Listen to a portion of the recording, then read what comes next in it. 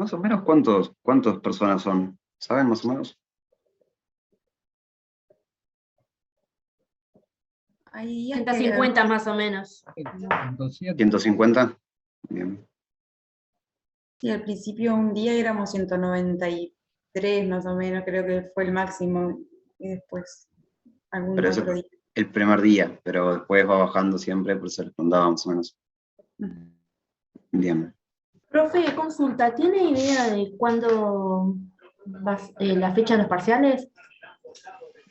No lo fijamos todavía, tenemos que hablar con Marisa, pero seguramente va a ser la primera, capaz, la segunda de septiembre, porque viste que tienen 3 parciales. Si se lo dejamos muy para atrás, después se le van a juntar los otros 2. Así pueden dividirlo bien. Bien, muchas gracias. La idea es darle 2 semanas para avisarles, pero sí. Va a ser un viernes seguro, y probablemente, capaz que el 9 o el 16 de septiembre, capaz. Tienen otras fechas por ahí, más o menos.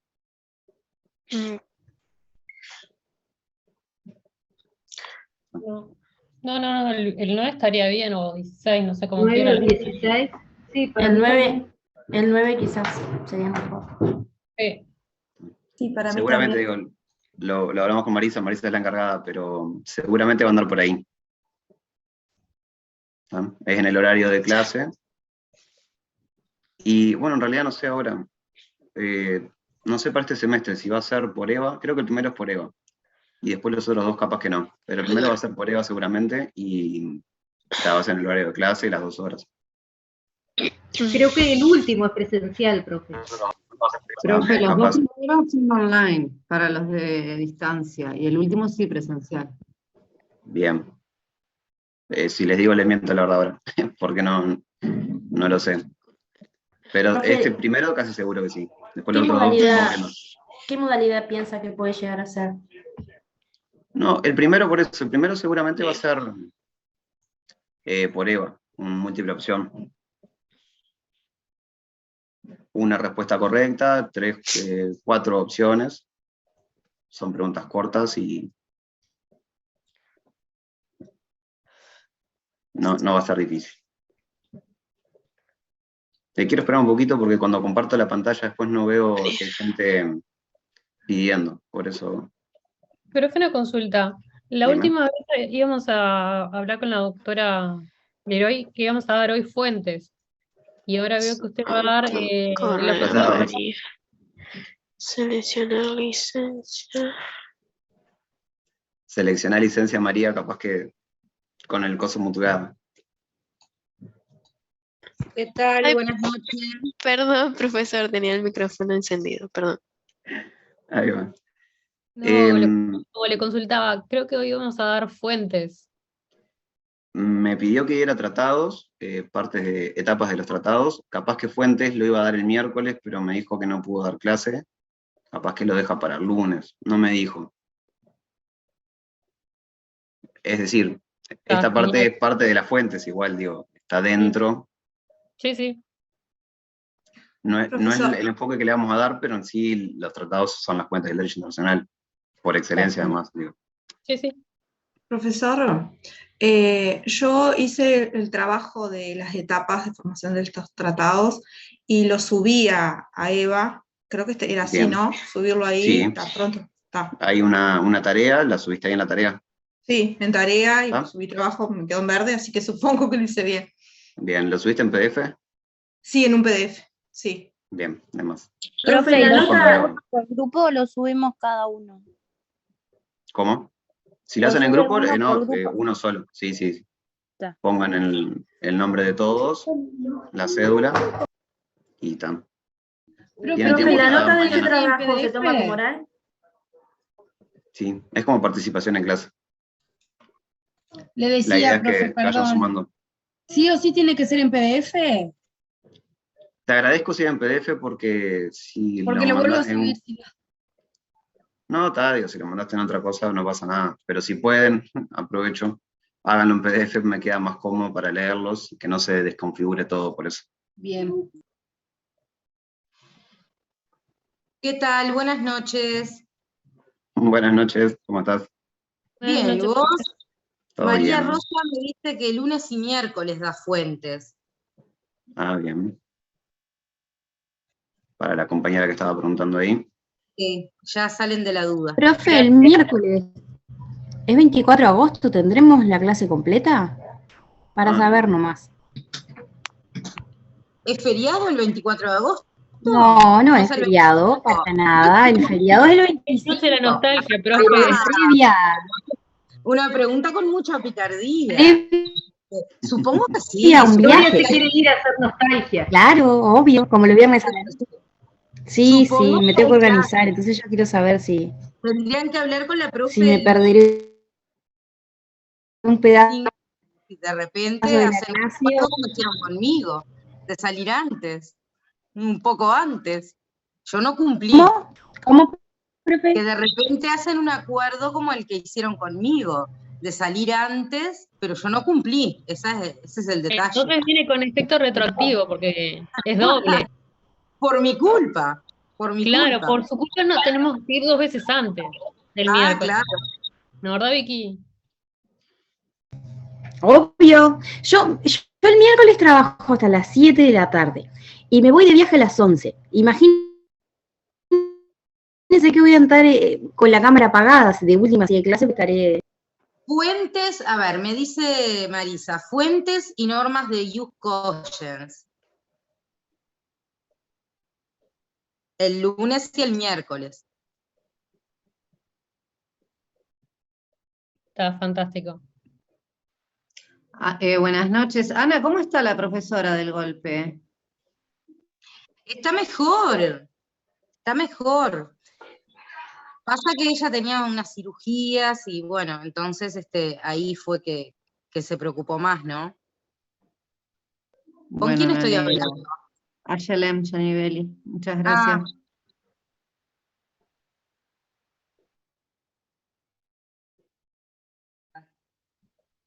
Bueno, no te robo más tiempo, Federico. No, yo estoy esperando para admitir a las personas nomás, porque si pongo pantalla completa no me doy cuenta después para verlo.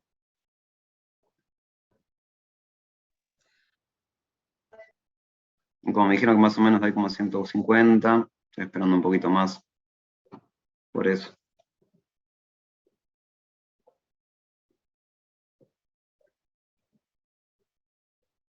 Pero hoy es viernes, profe, el viernes se conecta menos gente. Ah, bueno. Federico, me dice Marisa que les crees una tarea en EVA para ¿Otra? el trabajo de formación de los tratados. Ya está subida, decirle. Ya le hicimos, profe. Perfecto, le aviso. Ya está entonces. subida a la plataforma. Aviso.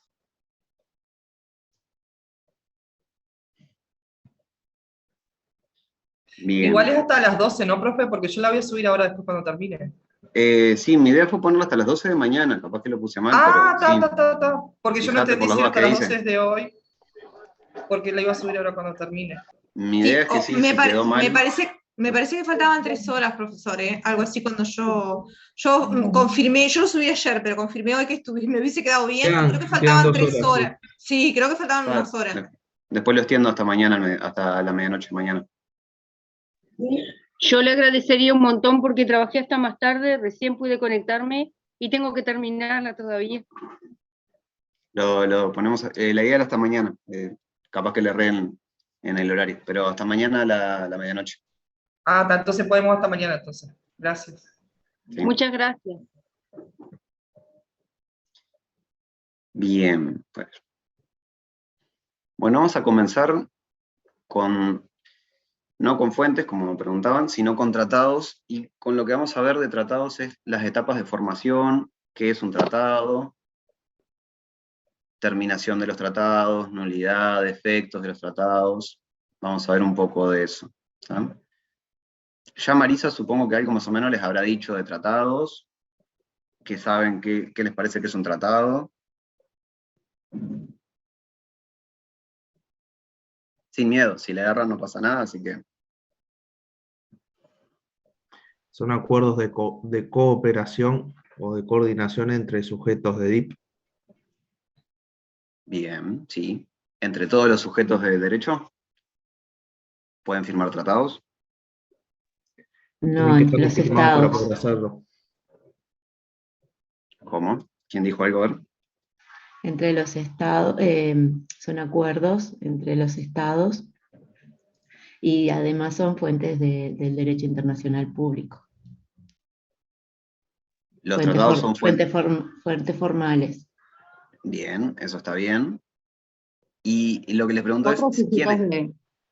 Otros sujetos de derecho son las organizaciones, también pueden firmar tratados Puede ser, ¿qué tipo de organizaciones podrían? gubernamentales. Sí, internacionales, claro. Intergubernamentales. Organizaciones internacionales intergubernamentales. Bien. No cualquier organización internacional. Una ONG internacional no firma un tratado. Puede firmar un acuerdo, pero se va a regir por el derecho internacional privado. O derecho privado de un Estado con una organización. No un tratado, no por el derecho internacional público. Bien, entonces más o menos en tratado, más o menos, parece que están bien. ¿Qué sería? Vamos a subir acá la...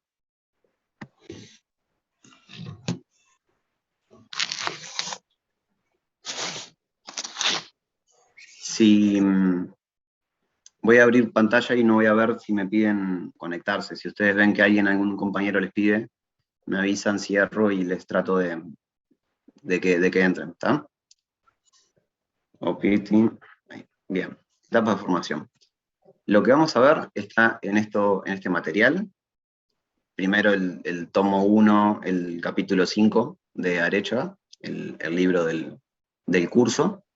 Ese es el capítulo entero, lo que vamos a dar hoy. Y ese capítulo a su vez está basado en las convenciones de Viena, del 69 y del 86, sobre tratados. La del 69 sobre estados, que regula los tratados entre solo estados. Y el del 86 hace mención a organizaciones internacionales intergubernamentales con estados y organizaciones entre sí. Y este además, no lo dice, pero en realidad se basa para cualquier sujeto de Estado, para cualquier sujeto del derecho internacional. No solo para las organizaciones internacionales con los estados, sino otros sujetos. ¿Algún otro sujeto del derecho internacional que sepan? ¿Ya lo vio Marisa algo? La comunidad de beligerantes, no lo vimos, pero yo sé que es un sujeto de... Liberación Nacional también. Movimiento de Liberación Nacional. ¿Algún otro? No me acuerdo ahora. Bien. Estados, organizaciones internacionales intergubernamentales, comunidad de beligerantes, Movimiento de Liberación Nacional, y esos. Tienen ciertas particularidades. El Estado, los Estados, pueden firmar tratados de cualquier tipo, de cualquier materia. Son soberanos, nadie les impide hacer el tratado o tratar los temas que le competan, cualquier tema le compete a un Estado, y los otros sujetos tienen una diferencia que en realidad pueden firmar tratados, pero particulares, con cierto fin, con cierto objetivo. Una organización internacional lo puede hacer en busca de lograr sus objetivos. La OMC no puede firmar un acuerdo de, no sé, de desarme nuclear. No le compete la OMC, sí puede firmar tratados con estados o con otras organizaciones competentes al comercio internacional, por decir algo. Dame un segundo que me aparece el cartelito ahí para admitir, hay gente. Bien. Como les decía, bueno, ya me fui más adelante. Les quería decir nomás de dónde van a sacar lo que vamos a ver hoy. Los tratados, el capítulo 5, y Carta de Naciones Unidas en realidad es solo para mostrarles un artículo que es un poquito controversial, solo para decírselos, no es para que lo tengan. Igual la Carta de Naciones Unidas lo van a usar en el curso sí o sí, ¿tá?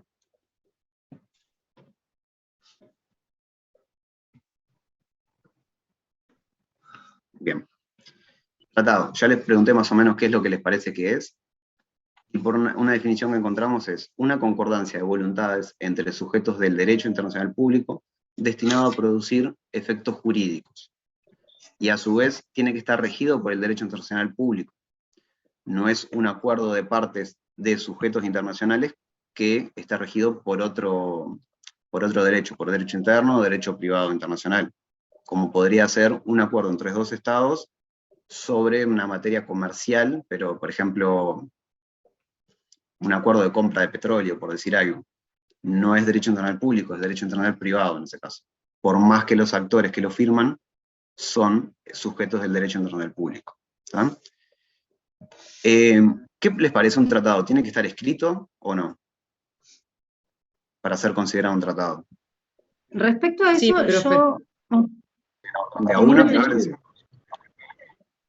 yo tenía una duda, porque en Jiménez de Arechaga, al principio comienza diciendo como que, en un momento, no me acuerdo exactamente el ejemplo, pero que un ministro acuerda oralmente con otro, y a posterior la Corte Permanente de Justicia lo toma como un tratado, puede ser entre ellos. Sí. Entonces, y eso fue oral. Entonces, ahí me surgió la duda, porque después siguiendo el manual dice que es necesario que sean escritos. Quería consultar eso. Bien, ahora lo vemos. Ahora Alejandra Cabrera, que levantó la mano. Ahí sí, Paul.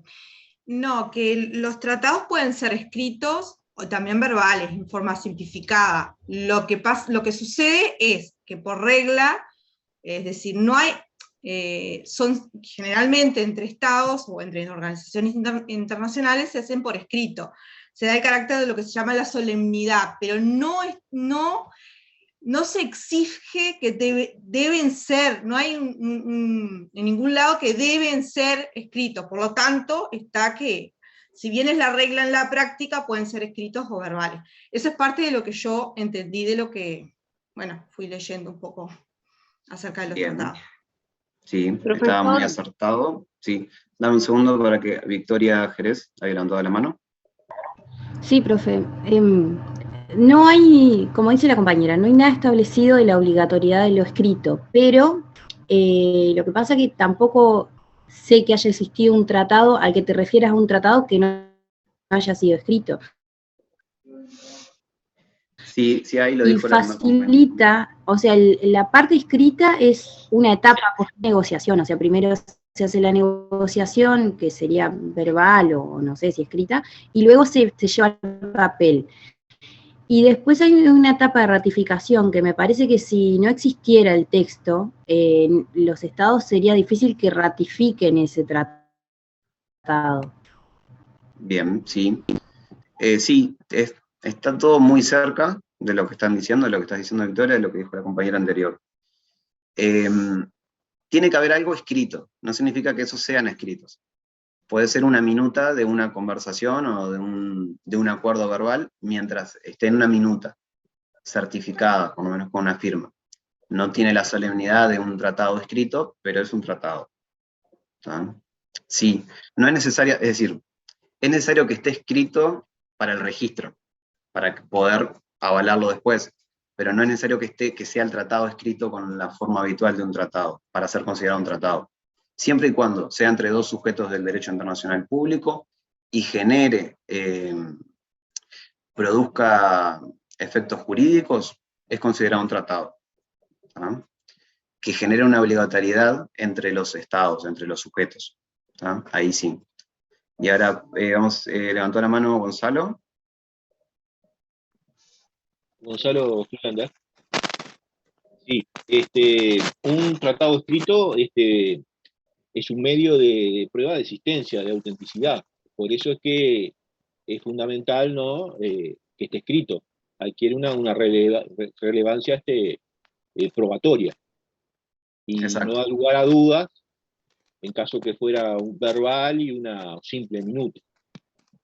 Bien. Guillermo de Cesare, levantó la mano. Buenas noches, profesor, ¿qué tal? Yo más bien tenía una duda, que capaz que la podemos me la puede evacuar, porque yo había hecho en el trabajo mención al artículo 2 de la Convención de Viena para los Tratados del año 1969, y que básicamente ahí sí solicitaba la necesidad de que haya un acuerdo escrito. Entonces, si te lo dice a texto expreso, no entiendo por qué se termina cuestionando como lo vienen manejando ahora los compañeros y usted. Es eso nada más. Está bien. La convención dice exactamente, el artículo 2 dijiste, no me acuerdo bien, lo tengo por acá. Sí, el artículo 2. Sin Los tratados que regula esta convención, dice. Sin perjuicio de otros tratados, algo así dice, si no me equivoco. A ver si es esta la que tengo. Dice, yo lo que pasa es que solamente recogí un extracto, no recogí todo. Es un acuerdo internacional celebrado por escrito entre estados y regido por el DIP. O sea, ahora estoy viendo mi trabajo, no la normativa completa. En realidad, en la parte 1, donde está la introducción que dice términos empleados y define el término tratado, ahí dice que un acuerdo internacional celebrado por escrito entre estados y regido por el derecho internacional. Esa era la definición del concepto que daba la Convención de Viena del 69. Capaz que después cambió, pero... No, la convención dice eso. La convención lo que regula son tratados firmados entre dos partes, sea en un único texto o en varios. Eso es lo que regula la convención. ¿Tá? Pero no solo lo que dice la convención es lo que toma el derecho internacional. Lo que la Corte de Justicia, por ejemplo, si hubiera un diferendo, tomaría. ¿Tá?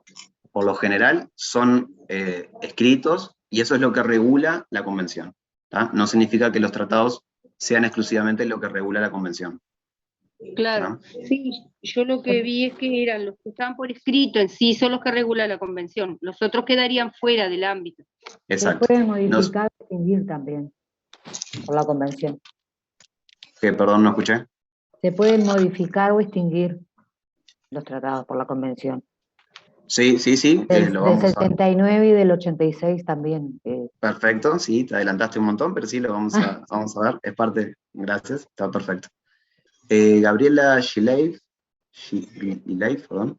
Sí, yo, profesor, recién estaba hablando porque en realidad lo que había leído era lo mismo que decía Guillermo y César. Era eso mismo, es lo que estaba hablando recién. Está perfecto. Bien. ¿Hay alguien más? Viera Lima, ¿quieres decir algo? ¿Preguntar algo? Hola, Bruce, ¿cómo estás? Sí, Viera te habla acá. No, yo estaba haciendo memoria, que todos los tratados que se celebran, supongo yo que son los tratados que ya han sido firmados, tienen la obligación, según el artículo 102 de la Carta de las Naciones Unidas, que deben, entran en vigor y se deben registrar en la Secretaría de las Naciones Unidas. Sí, eso lo vamos a ver un ratito más, pero sí, gracias. Vale. Pero ahí se hace referencia a los tratados firmados. A eso se dice. Sí. Perfecto. Lucía Negro, que levantó la mano, y seguimos un poco, porque si no, no vamos a llegar a... Perdón, no es sobre el tema. Es que usted había dicho que avisemos si había alguien en sala de espera. Dale, creo además. que habían unos compañeros. Disculpe el atrevimiento. No, muchas gracias, sí, porque no lo veo bien de acá. Gracias. Mirá qué rico, vení. Está rico.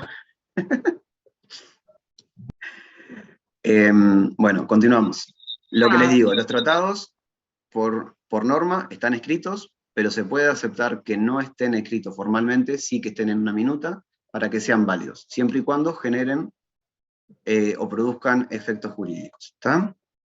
Deben generar una obligación entre sí, entre los estados, para ser considerado.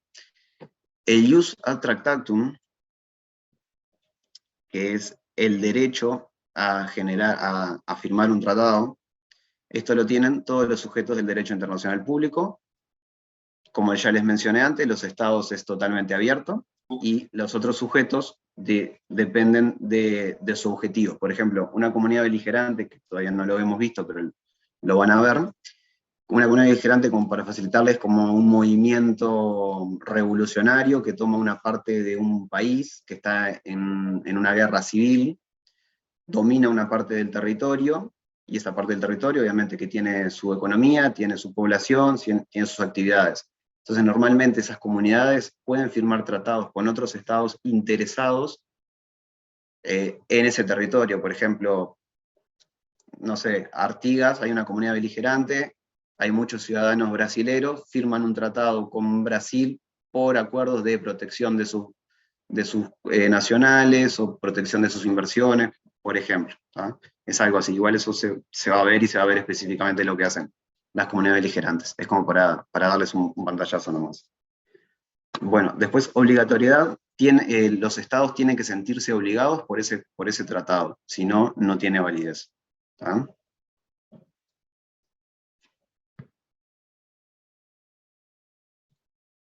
Bien, un poco más o menos de lo que habíamos dicho.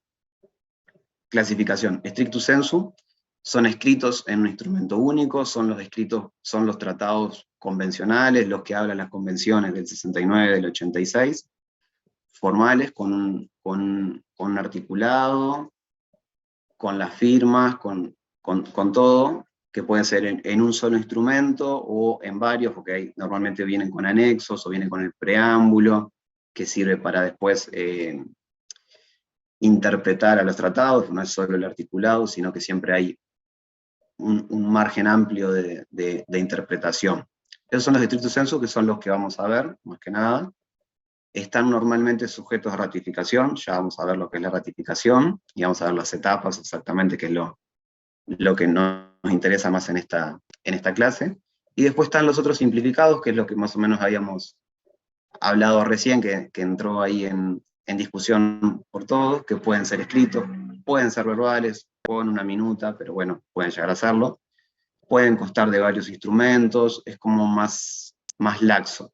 Algunos no lo consideran tratado, la Convención de Viena, por ejemplo. Puede ser simplemente con la firma, ya pueden entrar en vigor. Esa es una de las clasificaciones. Después, bueno, tenemos clasificaciones bilaterales y multilaterales. Bilaterales, entre dos sujetos del derecho internacional, son los tratados, el primer tipo de tratados que surgieron de los estados-nación. Normalmente los multilaterales recién aparecieron en el siglo XIX.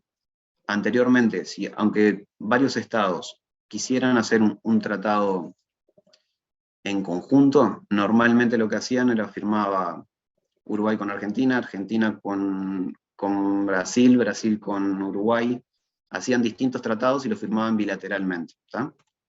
Después se avanzó en el siglo XIX a los tratados multilaterales, que con un articulado, y lo firman todos los estados, todos los representantes, o como se hace actualmente. ¿Tá?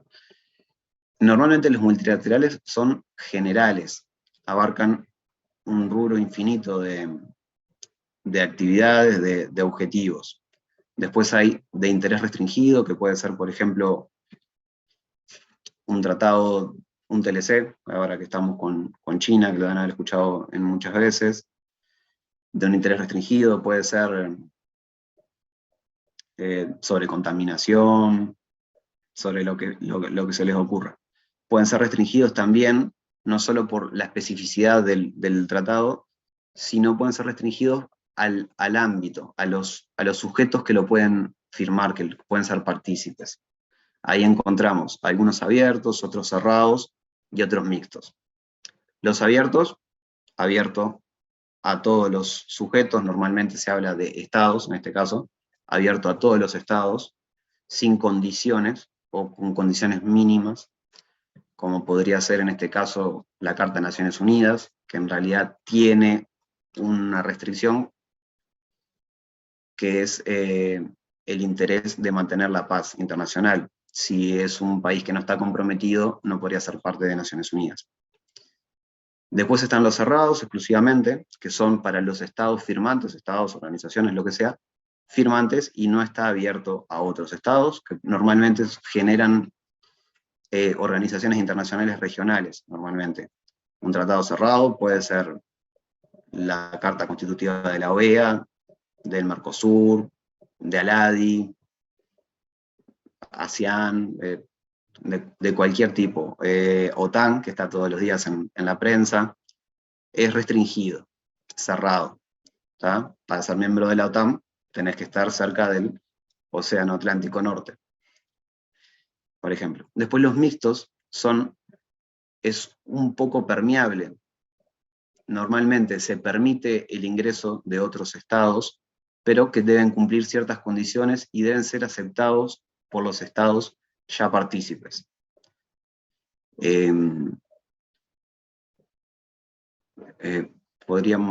Organizaciones internacionales que permitan que se agreguen otros estados, eso sería un tipo de tratado mixto. Profe, Después, la ONU no sería también. La ONU, por eso, la ONU entra como en abierto, porque es abierto a todos los países, con la excepción de que sean países que promuevan en sus relaciones internacionales la paz, que es lo mismo que decir que sean miembros del derecho internacional público, que se rijan por solución pacífica de controversias. Es abierto. Cerrado o mixto podría ser la OCDE, que si tenés ciertas condiciones y te aceptan el resto de los estados, puedes entrar, por ejemplo. Y mixtos, bueno, mixtos en realidad son los que justamente necesitan que los miembros, o por mayoría absoluta, o por 2/3, o por lo que planteen su tratado, en su carta constitutiva, permitan ingresar las condiciones que necesitan para que sean miembros. ¿Tá? Después tenemos tratados ley y tratados contrato. Los tratados ley son los que generan normas jurídicas de carácter general. Por ejemplo, la CONVEMAR, que es la convención, no me acuerdo el nombre, pero es la convención que regula los mares, que es una convención gigante del 80 y pico, que generan normas profe, generales. ¿puede repetirlo que no lo escuché, justo se me cortó ahí, que los tratados ley son qué cosa? Los tratados ley lo que hacen, generan normas jurídicas de carácter general, que no se agotan en su objeto, que no es, por ejemplo, un tratado de límites que es para definir ese límite. Un tratado ley es algo general, que genera y que se puede llegar a usar en alguna otra situación, las condiciones que está generando, los objetivos que tiene. O sea que no es para un caso concreto, sino para a partir de ahí todos los casos que se asimilen. Exacto, como en el derecho interno, una ley y una resolución. Una resolución particular sería un tratado contrato, y un tratado ley sería una ley general que genera justamente conceptos jurídicos generales. Es la diferencia con el tratado contrato, que crea normas jurídicas para un caso concreto, ¿no? Perfecto, exactamente. Vale. Sí. Bien, esas son dos clasificaciones, creo que tenemos alguna más. Hay más clasificaciones. Bueno, acá vamos a etapas. Voy a saltar un poco. Etapas. ¿Qué saben de etapas? ¿Se imaginan cuál sería la primera etapa para la firma de un tratado?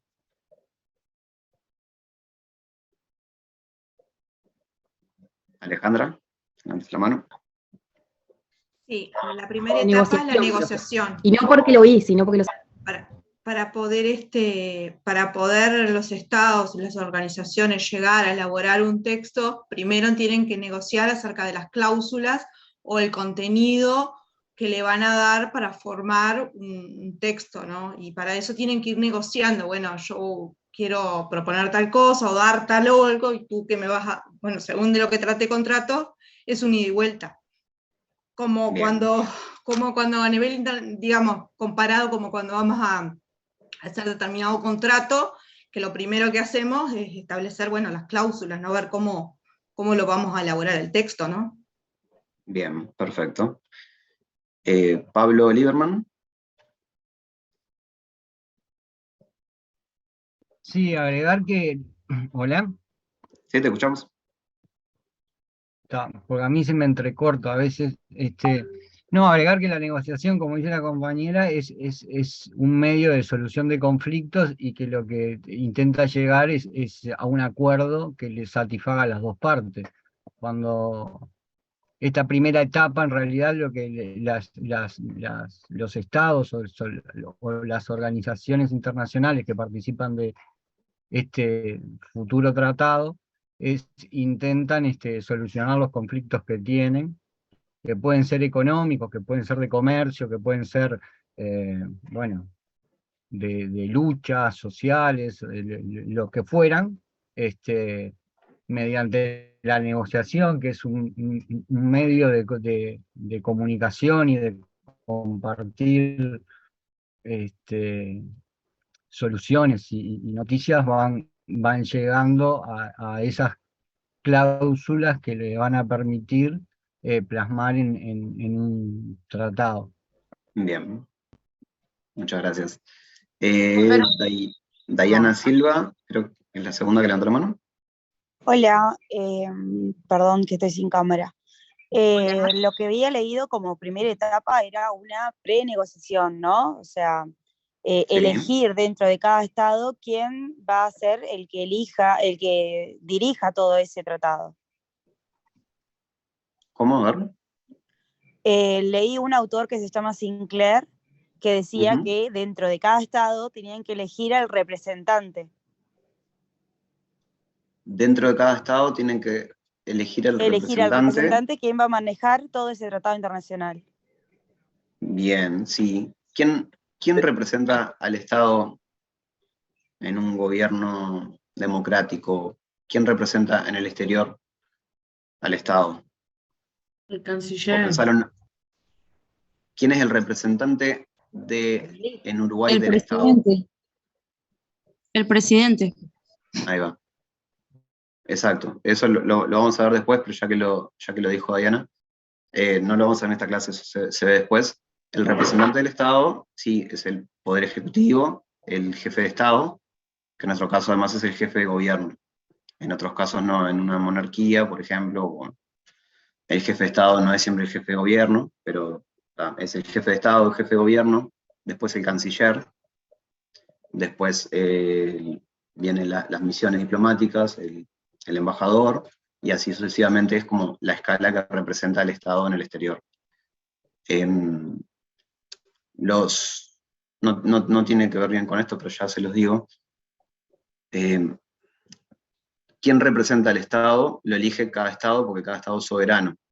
Pero justamente como cada Estado es soberano y lo que intenta es relacionarse con otros Estados, confluyen sus normas o sus formas de actuar a una misma forma. Entonces, normalmente el jefe de Estado es el que representa y sigue en esta escala de canciller. No es que sea algo que esté acordado o mandatado por algún lado, pero es algo que normalmente es así. Como dijo Dayana, primero se elige quién es el que representa al gobierno, al Estado. Sí, es el Poder Ejecutivo el que representa siempre. Y bueno, depende de la calidad del tratado, normalmente en un principio puede ser algo, normalmente primero siempre es a alto nivel, las negociaciones, normalmente el acuerdo es entre jefes de Estado, que se intenta hacer un memorándum de acuerdo. Después empiezan las negociaciones, donde son equipos multidisciplinarios, de diplomáticos, de encargados de económicos, es decir, después las negociaciones son por grupos de trabajo, hasta llegar a un acuerdo, que normalmente o lo firman los presidentes, los jefes de Estado, los canciller, o los jefes de misión, si es un rango menor, puede ser. Eso lo vamos a ver un poquito después igual. No sé si me escuchan. Sí, te escucho, ¿no? Bien. Federico, quiero hacer una puntualización, si me permitís, respecto al comentario que hacía Lieberman hace un instante, sobre la negociación para solucionar un conflicto. En este caso, la negociación no tanto o no necesariamente apunta a solucionar un conflicto. La negociación es para justamente, puede servir, sí, para precaver un conflicto. Acá estamos hablando de la negociación para justamente, digamos, a celebrar un tratado. ¿Me explico lo que quiero decirte, Lieberman? Sí, Que no, pero que no. no- Sí, ¿Sí? se te corta un poco o a mí se me corta, pero más o menos te Bien. entendí. El No sé tema el resto creo que me que, escucha, porque tú comentabas que la negociación para, como para solucionar una disputa, un conflicto que hubiese, ¿sí? Entre los estados contratantes. Cuando van a celebrar un tratado, no necesariamente tiene que haber un conflicto. En este momento, cuando hablamos de negociación, hablamos de esa negociación, sí, por vía diplomática, en fin, pero para ponerse de acuerdo en los puntos que van a convenir. No necesariamente proviene de un conflicto, un tratado. ¿Sí? Puede bueno, servir para precaver un conflicto o simplemente porque las partes se quieren acercar porque tienen un interés en común. No sé si me escuchaste. entiendo, sí, te escuché, pero el tema es cómo definimos conflicto. Yo entiendo lo que tú querés decir, pero Claro yo que no hay un cuando me conflicto, refiero a un no conflicto, necesariamente hay un conflicto existente entre ellos para que celebren un tratado. bueno, es un tema de cómo definimos conflicto. Porque Pablo, tu intención de definir conflicto no es la adecuada para el derecho internacional público, para lo que manejamos, y vamos a manejar como conflicto. Yo te entendí lo que vos quisiste decir con conflicto, de quizás, no creo que hayas querido decir conflicto, sino intereses. Precaver el conflicto puede Claro. ser. Yo me parece, yo no puntualicé lo que dijiste, pero me parece que vos quisiste decir como conflictos de, no un conflicto en sí, sino como, bueno, yo tengo esta postura, vos tenés esta, vamos a llegar a un acuerdo para una solución o para lo que sea. Lo que está diciendo Ana, que en realidad el término conflicto para derecho internacional público significa otra cosa, que lo vamos a ver, porque es fundamental en derecho internacional público, y cuando hablamos de conflicto no estamos hablando de un pequeño problema, estamos hablando de conflictos de intereses que van a llevar a un conflicto armado, o puede ser un conflicto no armado, pero es distinto, por eso es que te está haciendo la puntualización, Ana. Digo, lo vas a ir viendo, vas a ver No en este van mes. a hacer el tratado únicamente porque haya un conflicto. Puede ser porque simplemente se quieren acercar. Tienen intereses, por ejemplo, comerciales o como fuere, en común y lo quieren regular. Y esa regulación va a servir para precaver un conflicto. está, yo, Ya bueno, lo vas a ver, Pablo, tranquilo que eso lo vas a entender. no estoy de acuerdo, pero entiendo el punto y buscaré otra palabra, pero me parece que tenerle... Me parece que siempre que hay tratado tiene que haber un conflicto. Lo que pasa es que los tratados solucionan el conflicto de intereses que tienen las partes. Si yo quiero venderle carne a Argentina, que Argentina produce carne, y quiero entrar a ese mercado, y Argentina me pone un arancel X, y cuando yo le compro carne a Argentina, y ahí tenemos un conflicto de interés. No es una guerra, no es una pelea, es un conflicto de interés. Claro, pero hay tratados donde en ese realidad se conflicto, plasman intereses en común y no un conflicto. bueno, hay intereses opuestos e intereses en común. Esa es la fuerza de la negociación que cada Estado tiene para poder llegar a un acuerdo que les sea útil a los dos. Eso es negociar, o sea. Pero puedo entender que todavía no entiendo mucho, pero puedo seguir estudiando para ver qué significa conflicto. Perdón, ¿puedo participar? Piensen en la universalidad de convenciones, protocolos, tratados, etcétera, según el artículo 2, ¿no? O sea, todo el universo enorme que hay, a ver si todos realmente se originan por algo así, ¿no? Bueno.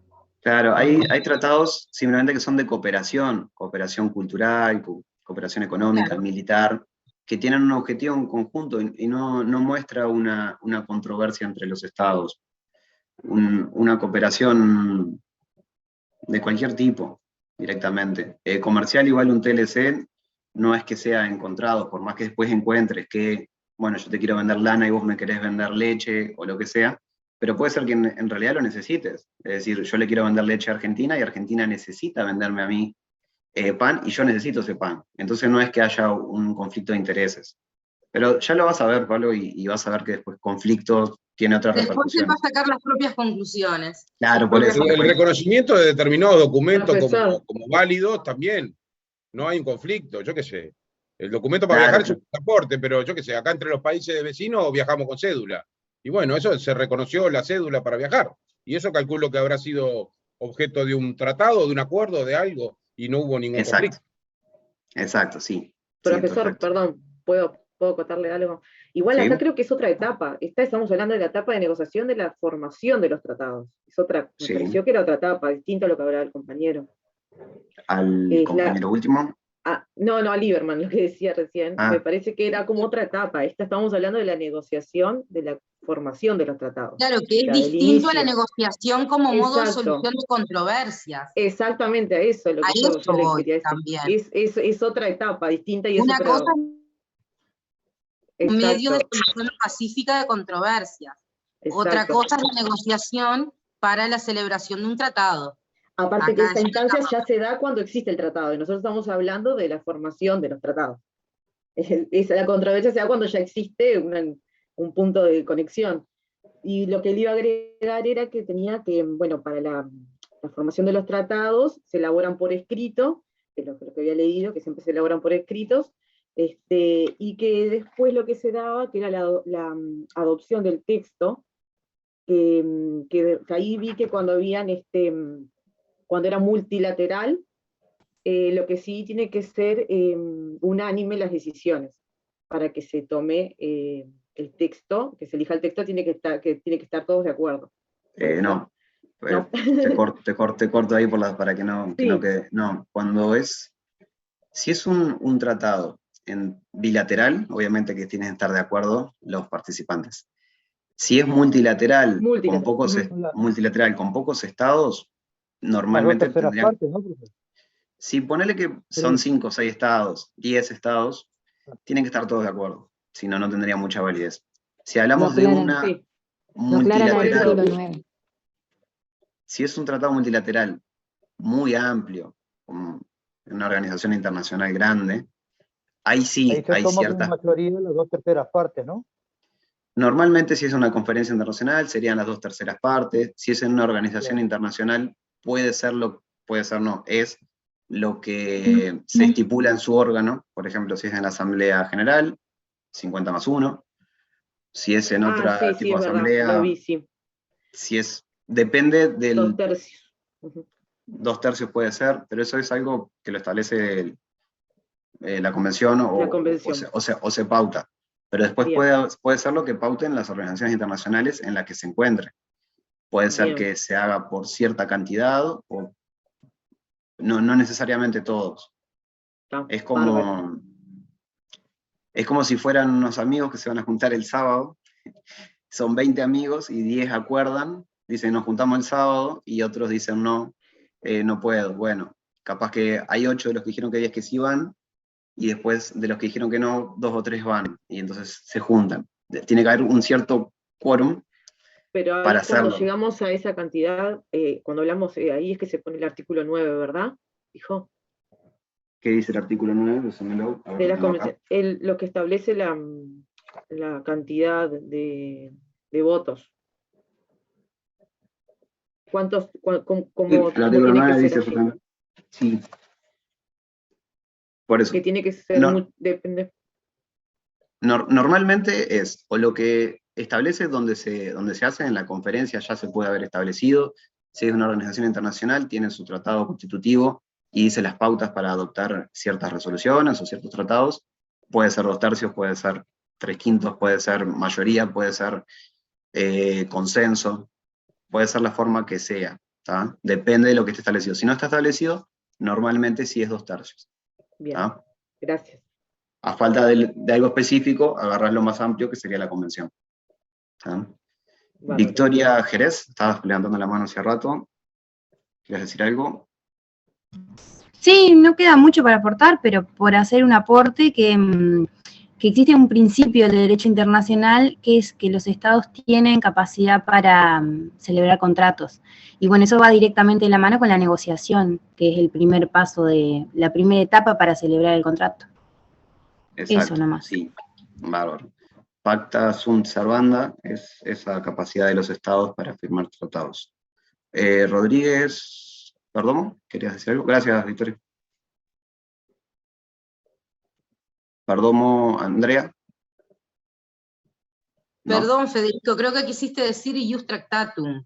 Ius tractatum, y en ¿qué vez de dije? pacta sunt servanda. Que es lo otro. Que ya lo vamos a hablar. Ius tractatum. Ius tractatum. Pacta sunt servanda es lo de buena fe. Ahora vemos. Gracias, Ana. Andrea, levantaste la mano, ¿querés decir algo? Continúo. Continúo. Bien, entonces hablamos hasta ahora de negociación, hablamos de un tratado, de una adopción de un tratado. Después, ¿qué más les parece que puede haber? Es decir, vos llegás a una negociación con los representantes de cada estado o de cada organización internacional, se llega a un acuerdo escrito, ¿y qué les parece que podría venir después? La autenticación. La autenticación del contrato, exacto. ¿Y qué sería? Es la manifestación de que estás de acuerdo. Claro, Podría ser la ratificación. Son cosas distintas. Vamos por la autenticación primero.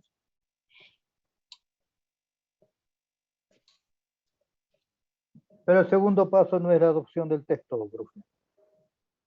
Sí. Vamos a ponerlo así. Bien, hasta ahora entonces llegamos a la negociación.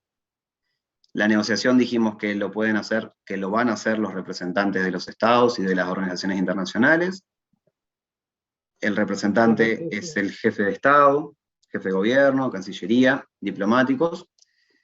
Cuando se negocia y cuando se firma, siempre jefe de estado, jefe de gobierno y canciller no necesitan ninguna carta de poderes o un poder, por decirlo de alguna forma. No necesitan ser Una carta acreditados. Ahí va, exactamente. No necesitan porque por su cargo ya es conocido por el resto de los estados. Normalmente se hace un intercambio de cartas para cancilleres, y bueno, jefe de estado, jefe de gobierno, cuando asumen, normalmente por eso es que en las asunciones vienen presidentes de otros estados como para certificar quién es el nuevo presidente, quién representa al estado, y eso, ¿no? Cuando es un cambio constitucional, se acepta el siguiente, ¿no? Ese tiene el poder de firmar cualquier tratado. Después, por un rango inferior, ya un rango inferior de canciller, se necesitan las cartas de autentificación, que sería como un poder que dice hasta qué punto puede llegar esta persona a firmar y a comprometer a un Estado. ¿Ah? Se intercambian esos. Eso es en la etapa de negociación. Y también en la adopción del texto, que es justamente después de la negociación. Después de la adopción del texto, que es decir, todos los estados, como dijimos, por 2/3 en algunos casos, o por las mayorías que sean, se llega a un acuerdo firmado, con un articulado. Normalmente es en 1 o 2 idiomas oficiales. Se autentican, puede ser que sea en un idioma y traducido, o que ambos sean los originales.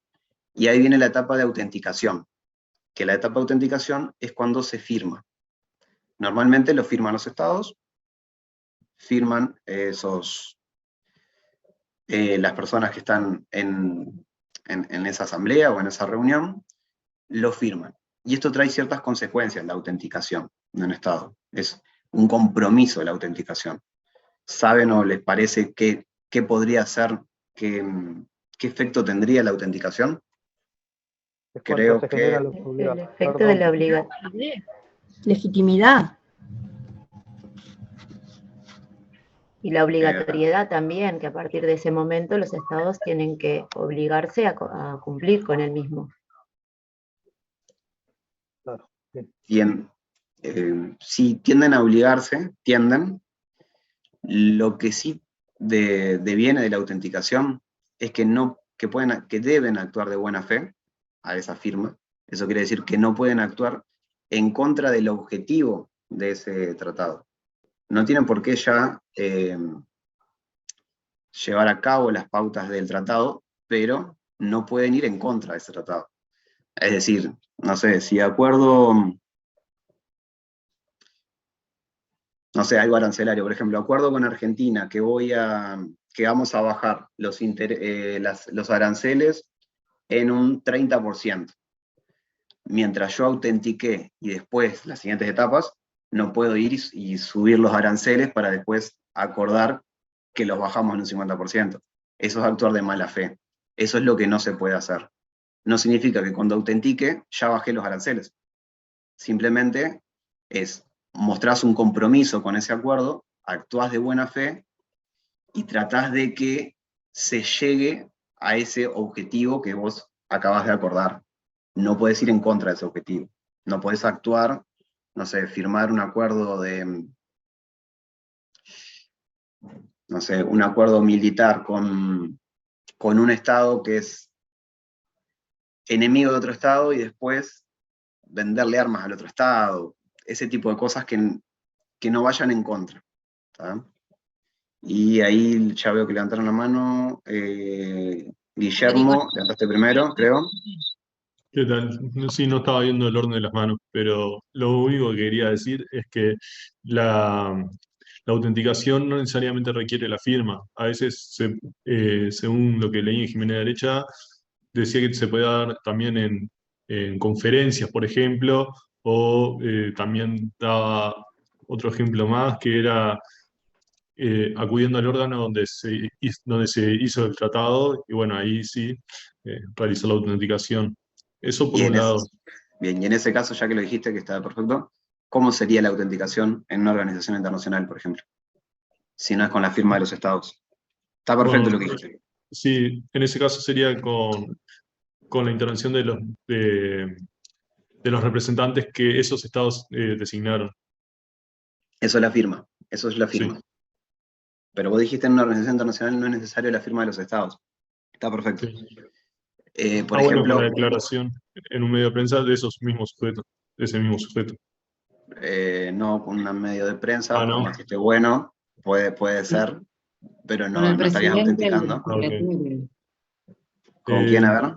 Con el presidente y el secretario de la organización. Por ejemplo, con la firma del presidente, del secretario, las organizaciones tienen secretario. Bien. Y después también puede lo ser. último. Perdón, Guillermo, ya que lo dijiste así ya les queda a todos. Como dijo ahora una compañera, con la firma del secretario, del presidente, o incluyendo el tratado como una resolución, firmándolo como una resolución. ¿Tá? Eso se hace mucho en Naciones Unidas, en la Asamblea General. Bien, seguí nomás, Guillermo, ¿qué más ibas a decir? A ver.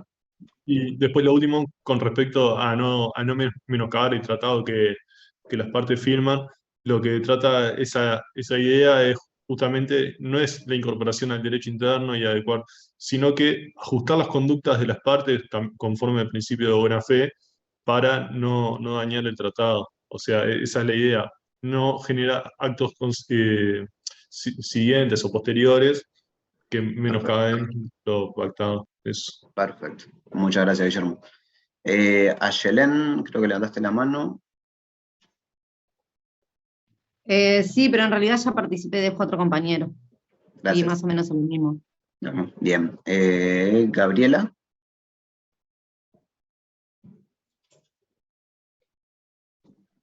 Perdón, yo quería agregar que a partir de ese momento el texto de ese tratado pasa a ser auténtico y definitivo. Exacto, esa es la idea, que con la firma quede un tratado auténtico, que sea lo que los estados, el resto de los estados no firmantes, o cuando venga la otra etapa, sea eso, que esté plasmado y que sea exactamente eso. Perfecto. Claudia, que levantó la mano. Claudia Sánchez. Bueno, sí, quería agregar también que la autenticación supone lo que venían diciendo los compañeros, pero también supone el derecho que asume o que se manifiesta con la autenticación del derecho que tiene la parte del Estado o la Organización Internacional Intergubernamental a acceder a ese tratado. Perfecto. Sí, en esta etapa es fundamental, justamente. Da el derecho a los estados a participar de ese tratado, al autenticar, que viene a ser parte, les da el permiso a ser parte. Perfecto. Bien, luego viene la etapa de ratificación. ¿Qué le suena a la etapa de ratificación? Ya lo negociamos, lo escribimos, lo autenticamos, decimos que eso es, vamos a no actuar en mala fe y vamos a querer ser parte. La ratificación, ¿qué les parece que sería? La firma, profe. Ya lo firmamos en la ¿Es el autenticación. consentimiento para obligarse? Perfecto. Una respuesta de examen perfecta. Repetila. ¿Puede repetir? Sí. Que la ratificación es el consentimiento que hacen las partes para obligarse en el tratado. Y que se puede manifestar mediante la firma también. Y, bueno, manifestar el consentimiento del tratado normalmente se hace con la ratificación. Pero también se puede simplemente con la primera firma, con la autenticación, siempre y cuando sea lo que se acuerde. Si los estados acuerdan que con la firma, en el momento de la autenticación, ya se están comprometiendo, ahí ya está. Esa sería la ratificación más simple. No se da normalmente, pero puede ser. Lo normal, la ratificación, es que el representante que el Estado en sí, el gobierno del Estado, ratifique, acepte ese tratado. Normalmente esto viene desde las épocas de las monarquías. El que firmaba era un representante del rey, firmaba con ciertos poderes, y el rey, le llegaba ese tratado al rey, el rey leía, veía que eso estaba bien, y lo ratificaba, le daba la firma final, el aval. ¿tá? Y ahí se hacía el cruzamiento de notificaciones. ¿tá? La ratificación hoy por hoy, en gobiernos democráticos, normalmente está de la mano del poder legislativo. ¿tá? En Uruguay, por ejemplo, la Constitución misma lo dice, el artículo 85 creo que es, no estoy seguro, no me crean, pero anda por ahí. Sí. Es el 85, perfecto. Todo tratado con, ¿cómo es que dice? Con otro poder internacional, no me acuerdo cómo es las palabras que dice, con otro poder soberano. Extranjero, dice profesor. Con otro poder extranjero, está perfecto. Con otro poder extranjero, tiene que ser ratificado por el Poder Legislativo en una mayoría absoluta en en las dos cámaras, creo que dice eso. Entonces, Uruguay cada vez que firma un tratado, que lo realiza el Poder Ejecutivo, lo tiene que ratificar, lo tiene que aprobar el Poder Legislativo, que es el que le da el aval a ese tratado, y ahí el Poder Ejecutivo ratifica ese tratado. ¿tá? Si es una organización internacional, normalmente el tratado, ese texto autenticado que ya hablamos, lo tiene el secretario de esa institución, de ese organismo. Si es un tratado bilateral o multilateral entre estados, siempre hay un estado sede, que es el estado sede siempre es el que se queda con el tratado original y es el que recibe las ratificaciones, las comunicaciones de los otros estados. Ese estado se encarga de recibir esas notificaciones, esas ratificaciones, de guardarlas y de comunicarle al resto. ¿tá? Lo hace el estado o la organización o el secretario de la organización internacional, hace lo mismo. Recibe la confirmación, la ratificación de Uruguay y se le informa al resto de los estados. ¿tá? Entonces ahí el Estado realmente se compromete, está ratificando la voluntad de ser parte de ese tratado, de generar de llegar a los objetivos que promueve ese tratado, pero no significa eso que el tratado entró en vigor. Para que entre en vigor falta normalmente algo más. ¿Qué les parece o saben qué sería la entrada en vigor de un tratado?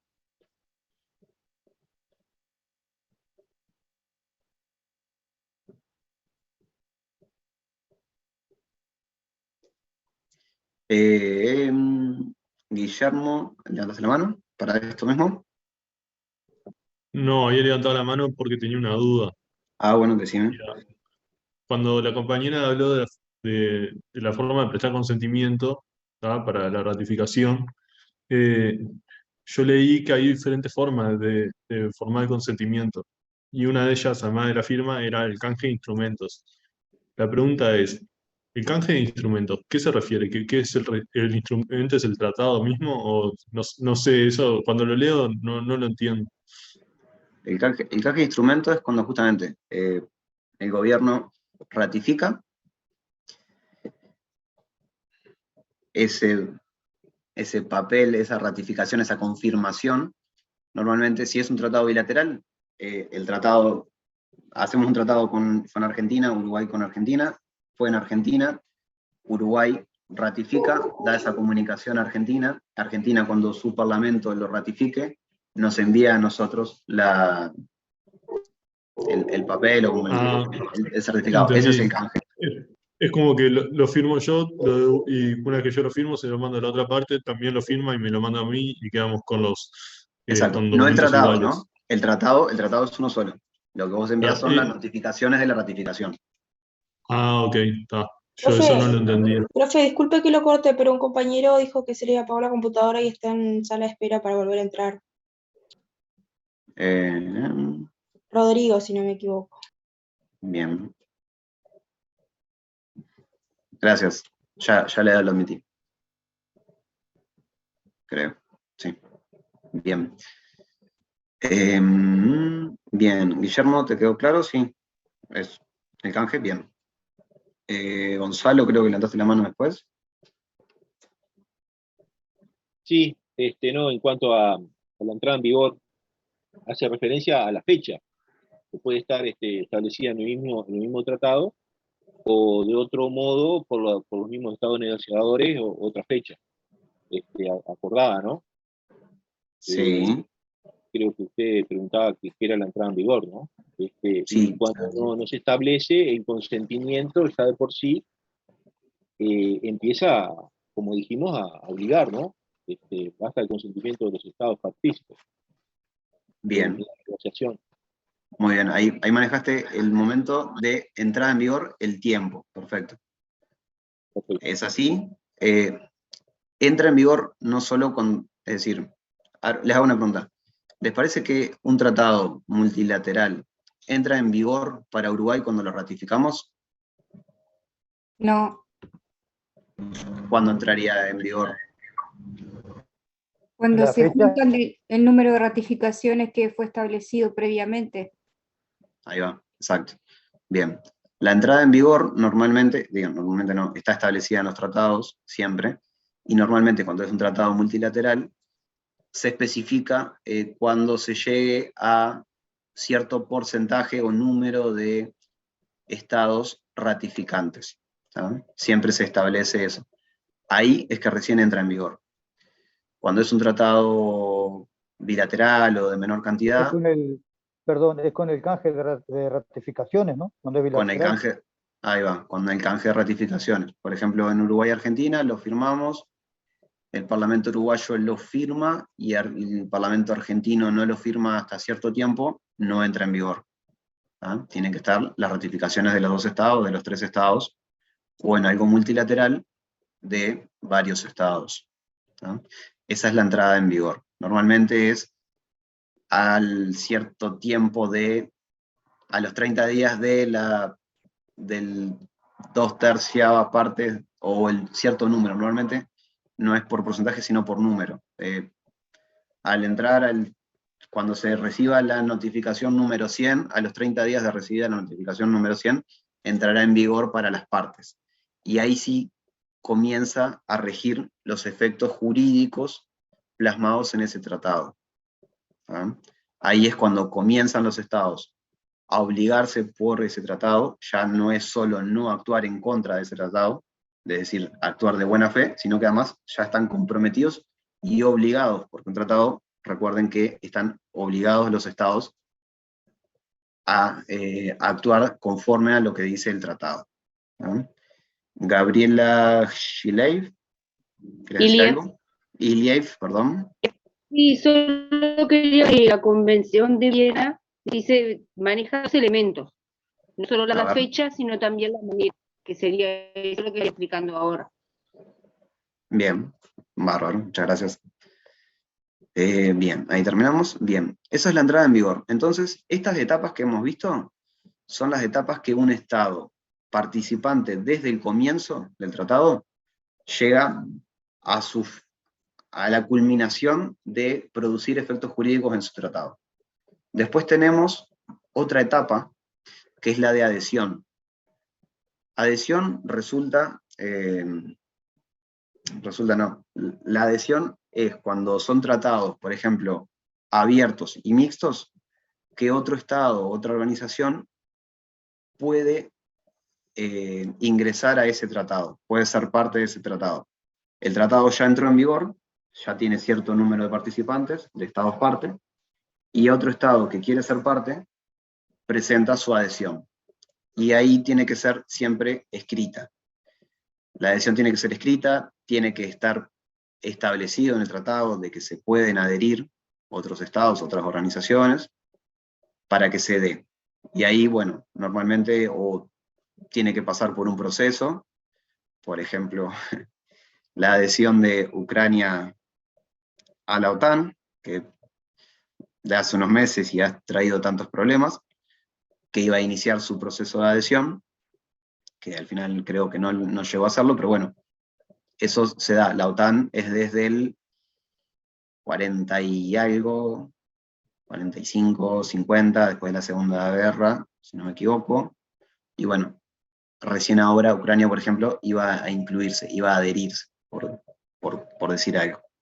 ¿Ah? Después viene el registro de la publicación, que creo que Ismael lo había dicho al principio. Esto es obligatorio, pero no es obligatorio. Los estados son sujetos independientes, soberanos, pueden firmar acuerdos entre sí, no tendrían por qué registrarlo, pero normalmente, claro, si lo permíteme, hacen... profe. Sí, ¿qué eres? Perdón, lo que pasa que no es cierto, es obligatorio, no es obligatorio. Pero ¿qué pasa? Ese tratado luego, si es registrado y publicado, puede ser, hacerse valer frente a otros órganos de las Naciones Unidas. Ahí está el tema, me parece a mí, ¿no? Sí. ¿Quién es el órgano que dirime cuestiones jurídicas internacionalmente entre estados? ¿Saben? Las Naciones Unidas. ¿Cuál es el órgano jurídico de Naciones Unidas, entonces? Francisco. El Tribunal de la Haya. Tribunal de la Haya, que se llama... La Corte. La Corte Internacional de Justicia. Ahí va, perfecto. La Corte Internacional de Justicia es el órgano jurídico de Naciones Unidas, y es, como decía Ismael, para que pueda ser presentado ante este tribunal, debería estar registrado y público. Este tribunal, con que lo publiques un poco antes, ya lo aceptaría. El tribunal lo que tiene es que acepta todo. Tiene competencia amplia. Acepta, creo que casi que no hay nada que diga que no. Todo lo que se le plantee, él encuentra la vuelta para poder dirimir, ser parte. Normalmente ha sido así históricamente. Sí, claro que no puedes recurrir a un tratado que no fue publicado en ningún lado, pero se puede publicar un poco antes y recurrirse igual. Normalmente sí, por la Carta de Naciones Unidas, Sí, todos los tratados de los miembros tienen que ser registrados ante el secretario de Naciones Unidas. ¿Ah? Eso es así. Y bueno, se registra y se publica para que quede una base para que todos los estados lo tengan. Esto viene, en realidad, de antes de las Naciones Unidas, creo, desde la Sociedad de Naciones, porque antes de la Primera Guerra, los estados normalmente tenían acuerdos, tratados, pactos de alianzas militares secretos, que todos saben lo que terminó, una alianza en defensa de otro, y terminó una calecita que casi termina con el mundo, ¿no? Entonces por eso es que se establece en la Carta de Naciones Unidas, que es el órgano por excelencia a nivel internacional, con 200 y pico de miembros, que todos los tratados sean registrados, para que después sean válidos, pero normalmente se registran. Después vamos a una etapa, ya pasó a la depósito, ya les doy la palabra a los que levantaron la mano. El depositario es normalmente en una organización internacional, es el secretario, la secretaría de la organización, que es el que se encarga de tener el tratado original en los idiomas que correspondan, que se hayan dado por oficiales. Normalmente en una organización internacional son los idiomas oficiales de la organización. Puede ser que sea uno solo, el original, puede ser que sea en inglés y los restos sean traducciones, y el válido es el del inglés. Esto a veces parece algo bastante tonto, pero en realidad en Uruguay la otra vez había pasado, hace un tiempo, no es un tratado, pero un acuerdo con la gente de UPM, con la gente de UPM o del tren que iba para UPM, que hay un profesor de acá de la facultad que, ¿cómo es? Eduardo Lust, que defendía una diferencia. Billion en inglés no es lo mismo que billones en español. Y había una diferencia sustancial, porque es un cerito más, o 2 ceros más, que hace una gran diferencia. Y bueno, creo que eso está judicialmente todavía, pero bueno, hay una diferencia y ahí se tiene que ir a ver qué es lo que se quiso establecer, no solo lo que está escrito en una de las versiones y no en la otra, sino lo que está en el preámbulo, lo que se intentó crear. No vamos a decir si vamos a hacer una vía por 1 kilómetro, vamos a hablar de 100.000 millones de dólares, no, capaz que son 10 millones lo lógico. Entonces, bueno, eso importa en pequeños detalles que en realidad hacen la diferencia. Entonces, a veces o se certifican 2, o se certifica 1, y en base a ese es que se hacen las traducciones y lo que es válido, ¿tá? El depositario que tiene ese tratado es el que recibe las notificaciones, las ratificaciones y las comunica al resto, ¿tá? Y bueno, levanto Alejandra Cabrera, habías levantado la mano, ahí terminamos las etapas más o menos. Sí, profe, lo mío era con respecto a las publicaciones, que muchas legislaciones a nivel interno deciden hacer oficial la publicación de los tratados. Si no me equivoco, Uruguay, desde el decreto del 52, decide todos los tratados a nivel interno oficializarlos y publicarlos. Sí, sí, lo que pasa que, sí, está perfecto. Para darlos a conocer. Claro, lo que pasa es que las leyes son públicas, todas. Por eso. Eso no lo vieron todavía, supongo que van a ver la relación entre el derecho internacional público y los otros derechos. ¿Ya lo vieron o no? No. Es otra clase, que es justamente cómo se relaciona el derecho internacional público con el derecho interno. Hay distintas posturas, si es superior al derecho interno, si es el mismo, o lo que sea. Acá, no sé, depende de los estados, depende de muchas cosas, pero normal, un derecho interno. ¿Qué? ¿Dijiste algo, Ana? No, sí, pero termina la idea. No, eso después se va a dar una clase y dependerá del que lo dé, la postura que lo dé. Derecho internacional público puede decirse que está por encima del derecho interno, pero en realidad no. Lo que pasa es que, por ejemplo, si Uruguay firma un tratado que es contradictorio con la Constitución, ese tratado no es válido en el derecho interno. Pero eso no significa que Uruguay va a decir, no, yo no voy a cumplir con este tratado que firmé y ratifiqué, porque va en contra de mi Constitución. Lo que pasa en ese caso, al ser dos derechos internos, a lo interno el Estado no lo va a cumplir porque está en contra de la Constitución, por ejemplo. Para afuera lo que genera es una responsabilidad del Estado, ¿tá? Que es otro capítulo que se va a ver, que es responsabilidad internacional. Son derechos distintos. Federico, dicen que ya lo dio el profesor Quiroga, las relaciones ¿ya lo dio? entre el interno y el internacional. ¿Y qué postura Ya, tiene dado Quiroga? lo que- sí. ¿Se acuerdan más o menos? Que no hay en el derecho positivo uruguayo una norma que establezca qué tiene, cuál está por encima de otro. La solución que ofrece Jiménez de Arechaga es un depende. Es un depende de varias condiciones, digamos. Bien, sí.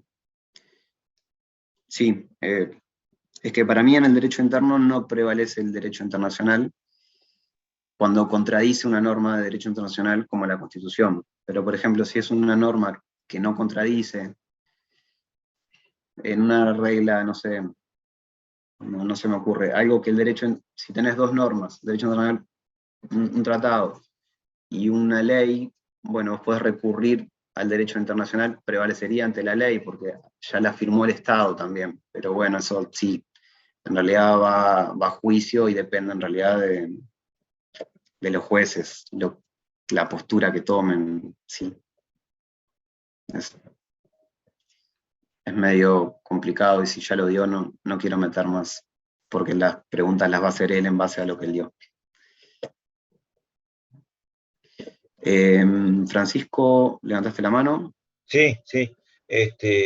Sí, lo que había dicho el profesor, hablamos toda una clase de esto, pero al final llegamos más o menos a la conclusión de que en algunos casos predominaba, ¿no?, el internacional, y en otros casos predominaba el interno. Cuando eran jueces internacionales casi siempre dictaban a favor del derecho internacional. Cuando eran jueces internos casi siempre determinaban la predominancia del derecho interno, ¿no? ¿Jueces internacionales y jueces nacionales? ¿A qué te referís? Cuando había un conflicto y le tocaba a un juez internacional, lo daba a favor de las leyes internacionales, ¿no? Y cuando era interno, lo daba a favor de las leyes internas. Y si no, salía una ley. Claro, no sé, ahí capaz que quedó un poco entreverado. Sí, Juez sí, internacional sería la Corte Internacional de Justicia, ahí está, que es cuando lo demos, si no lo dio todavía Marisa, que le gusta dar siempre corte, lo va a dar ella seguramente. La Corte se basa en el derecho internacional público. Claro. Sí, sí. Tiene una serie de es decir, derecho internacional público, derecho de las principales naciones, y sucesivamente, pero derecho internacional público es lo que se basa en la Corte. Después, derecho interno en la jurisdicción nacional tiene que basarse en la legislación uruguaya. Lo que pasa que si hay una norma contradictoria entre el derecho interno y una norma internacional, podría tener jerarquía la norma internacional si contradice una ley, no si contradice la Constitución, porque en realidad la Constitución estaría por arriba. Pero bueno, eso depende de los jueces. Ana, me parece que ahí querés decir algo, seguramente, si sabés, vendría perfecto. Sí, en realidad yo quería decir algo sobre el tema de la publicación que estaban hablando en las etapas del tratado propiamente, que en realidad no se publica el texto del tratado, ¿sí? ¿Se acuerdan? ¿Vieron algo hace unas clases atrás? Se vio un texto o algo así, o trajeron como ejemplo, que dice apruébase tal tratado. Ingresa, digamos, como una ley, por ejemplo, la ley 15.737, que aprueba lo que es la convención, el Pacto de San José de Costa Rica, ¿sí? Ese es el único ejemplo que yo conozco donde está completo en la ley interna uruguaya el texto del tratado. pero en realidad viene a ser una ley muy cortita y lo único que dice es eso, apruébase tal tratado, y ya tiene un número de ley en el derecho interno. Eso es lo que se ve en la publicación del INPO, por ejemplo, ¿no? Las publicaciones oficiales, hacer esa puntualización nada más, ¿sí? Que esto está bien vinculado con lo que hablaban hace un rato, ¿no? Del artículo 85.7 de la Constitución, por el cual el Poder Legislativo aprueba el tratado, y el 168.20, si no me equivoco, donde ven que después, posteriormente, ratifica el Poder Ejecutivo. Solo eso. Bien. Igual, no sé, pero en muchas veces sí aparece, como anexo por lo menos, ¿no? Igual cuando hablamos de publicación, ahí hablamos de publicación en organizaciones internacionales, pero digo... Pero el único caso que yo conozco, puede haber otro, yo lo conozco, ese caso, por eso lo traigo a colación, pero si aparece, ¿en qué otro tratado, por ejemplo, qué otro tratado aparece publicado el texto completamente en una ley en Uruguay? Porque yo no conozco, pero que no conozca no quiere decir que no haya. No, es que me suena que sí, pero no sé, capaz que no. Sí. Perdón, en la 15737 no aparece el texto completo del pacto. 15.737, que es la ley esa, que también la de amnistía, es la del retorno a la democracia. Es la de amnistía, sí. Es el artículo 15 que reconoce el pacto de San José de Costa Rica, que se había firmado en el 69 y acá entra recién en vigor en el 85, cuando se sanciona la ley. Pero en la ley misma no aparece el texto del Pacto de San José de Costa Rica. La tengo por acá. Apruébese la Convención Americana sobre Derechos Humanos, llamada Pacto de San José de Costa Rica, bla, bla, bla, bla, bla, bla, y nada más. Eso es lo que dice. No hay otro, no hay más que eso. Habría que buscarlo en la publicación del INPO. Es que estoy ahí, porque tenía entendido eso. Bien. Nada, un apunte al pasar. Bárbaro. Seguimos con Bruno. ¿Aló? ¿Querías decir algo? No, es que acabo de terminar de hablar, así que me era vos, perdón, Bruno. Vi la mano ahí levantada nomás. Muchas gracias. Cheloni, Sheila, ¿querías decir algo? Sí, era respecto a eso del registro y la publicación, que las publicaciones en INPO básicamente son para informar de la entrada en vigor de un nuevo tratado, por eso es que no tiene el texto generalmente, que por lo que tengo entendido lo que leí en el texto. Y otra cosa que quería acotar a eso era que mencionaba que era como una obligación imperfecta porque no establece una sanción efectiva, solo que debían ser registrados antes de invocarlos ante la Corte. Exacto, perfecto. Tal cual.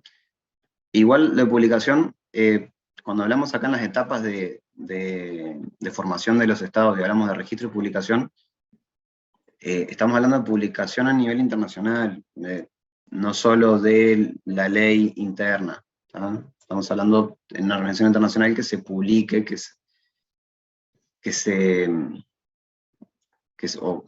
se publique a nivel internacional más que nada, digo, más allá de la publicación interna. Claudia Sánchez. Para el compañero que hacía la intervención, Convención Americana sobre Derechos Humanos 1969, Pacto Internacional de Derechos Civiles y Políticos y Protocolo Facultativo, Pacto Internacional de Derechos Económicos, Sociales y Culturales, aprobado por ley 15.737 del 8 de marzo del 85. Ahí tenemos desde el preámbulo, si lo buscamos, como ley que incorpora del Pacto de San José de Costa Rica, puede aparecer sí solo el artículo 15, como dice el compañero, pero también en el INPO nos aparece el texto completo. Hay un link al texto completo, pero dentro de... Claro, sí. Aparece el texto completo. Y aparece el artículo 15 aparte también, como que te puede aparecer de dos formas. Pero en realidad, digo, es el texto que se publicó. Bien. Profe, disculpe que lo corte. Dime. Sí. Disculpe que lo corte de nuevo, es que una compañera está en sala de espera. No me parece, que lo pida de nuevo, a ver.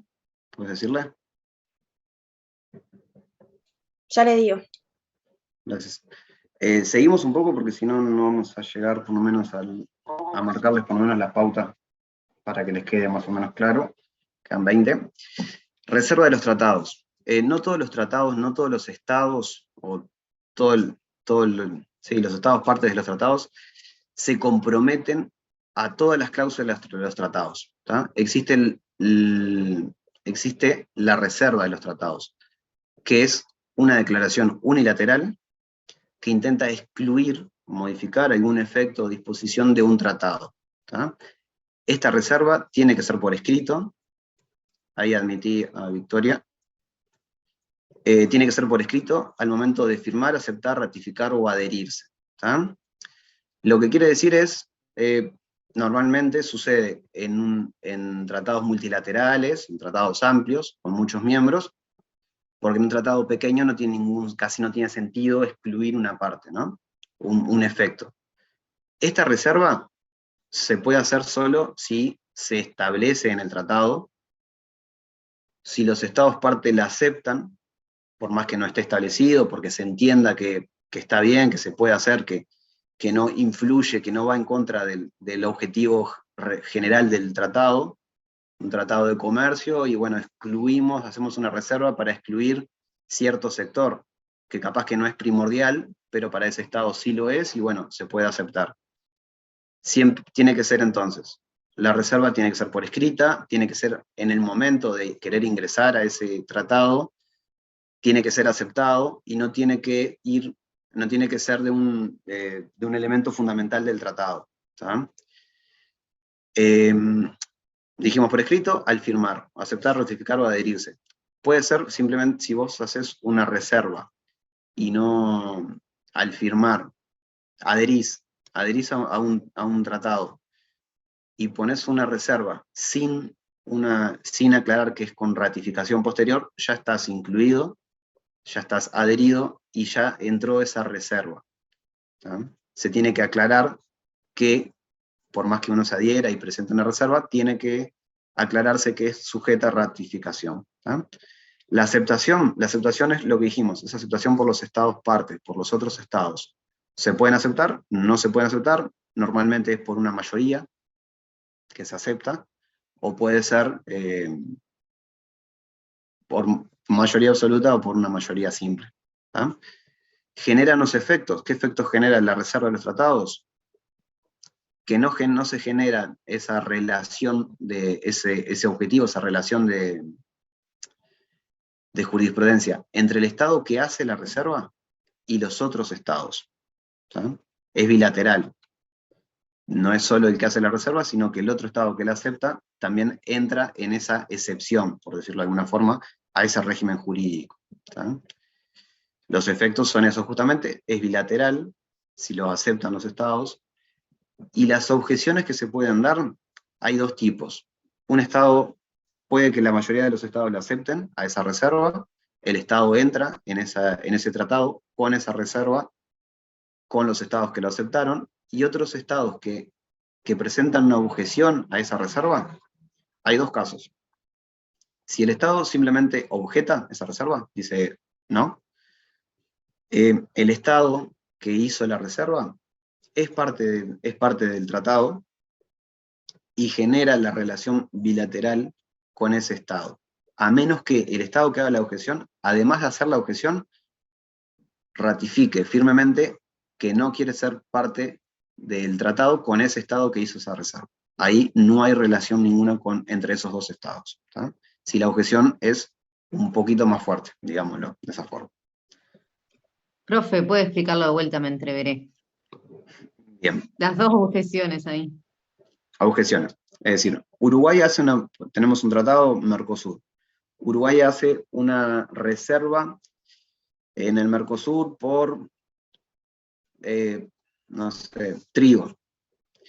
No quiere que en el Mercosur el arancel cero incluya el trigo. Argentina, Brasil lo aceptan esa reserva, entonces el arancel común para el trigo no va a incluirse, va a haber arancel para cada uno de los estados, no va a haber arancel común. Paraguay objeta y dice, no acepto esa relación. pero si solo lo objeta simplemente, el otro Estado es parte del tratado, genera ese arancel no cero entre los dos Estados. ¿Sí?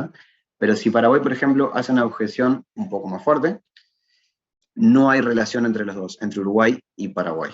Ahí más o menos quedó. ¿Se dan las dos? Bien. Continúo un poco para llegar. Interpretación de los tratados. Simple. Debe interpretarse de buena fe lo que querían establecer los Estados partes. Se debe leer tanto el tratado en sí, sus anexos y sus preámbulos, para poder darle el contexto y poder interpretar el tratado lo que realmente querían esos Estados. ¿Sí? Bueno, los efectos. Pacta sunt servanda, que lo había dicho hoy, me había confundido. Las partes quedan obligadas a actuar de buena fe y deben ejecutarlo y actuar de buena fe. ¿Sí?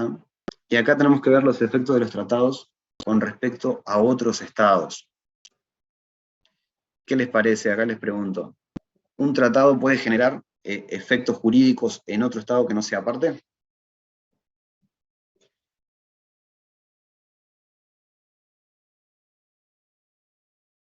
Sí, no. No, Yo sí. creo que no. No, si no está obligado. Si no forma parte del tratado. Solamente genera efecto entre las partes. Y los terceros tienen el deber de no perjudicarlo. Los terceros estados no tienen el deber de no... De no perjudicar a las partes que suscriben ese tratado, o sea, de abstenerse a hacer actos que menoscaben. Eso había entendido yo. No, bueno, un tercer estado puede hacer lo que quiera, es decir, no tiene no está actuando ni siquiera de mala fe porque no es parte del Estado. Por ejemplo, no sé, por ejemplo, China ahora está con el tema con Taiwán, quiere ampliar su zona de influencia, tiene no recuerdo el nombre de la organización militar que une China con otros países asiáticos, pero bueno, no me acuerdo el nombre, tiene una agrupación militar, por decir algo. Una OTAN, que no es OTAN, no sé cómo se llama, no me acuerdo, de China. Estados Unidos tiene un acuerdo con Nueva Zelanda y con Australia en el Pacífico, un acuerdo militar. Cada uno va a ampliar su zona de influencia. Y los dos tienen sus objetivos, por ejemplo, en las islas del Pacífico, tener la mayor influencia. No está mal que Estados Unidos con sus aliados quiera ampliar su zona de influencia y que China con sus aliados quiera ampliar su zona de influencia. ¿Tá? No están actuando de mala fe porque no tienen un acuerdo en sí. ¿Tá? Eso puede estar bien.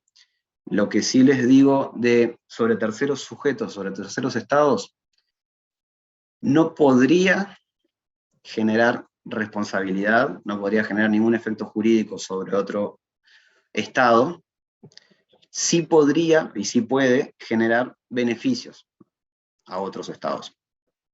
Los estados pueden acordar generar algún efecto jurídico beneficioso a otros terceros estados, eso se da. Ahí después puede venir un poco el tercer estado lo tiene que aceptar, tiene que tener alguna aceptación especial o no. Disculpen. Alexa, enciende la luz del living. Vale. Disculpen, la tenía programado. ¿Qué les estaba diciendo? Profesor. Perdón, me olvidé. Me apagó la luz y me olvidé.